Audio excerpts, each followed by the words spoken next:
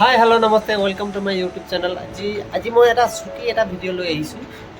বৰষুণ দিছিলে প্ৰায় 1 ঘণ্টামান বৰষুণ দিয়াৰ ফলত ইমানে পানী হৈছে নহয়, পানী নক'ব, ৰাস্তাত ইমানে পানী হৈছে। ভাগ্য ভাল যে অনিল নগৰ নবীন নগৰ ছাইডত বৰষুণ নিদিলে। সেইটোৱে ভগৱানক ধন্যবাদ দিব বিচাৰোঁ যে সেইটো ছাইডত বৰষুণ নাই।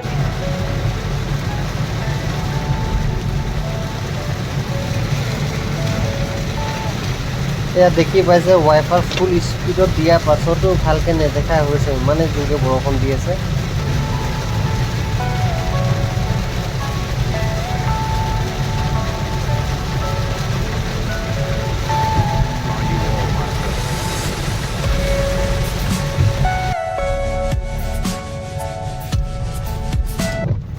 এয়া হাতীগাঁৱৰ অৱস্থা। এয়া 1 ঘণ্টা বৰষুণত পানী কিমান হয় হাতীগাঁৱত, আৰু যদি গোটেই দিনটো দিয়ে কি অৱস্থা হ'ব হাতীগাঁৱৰ।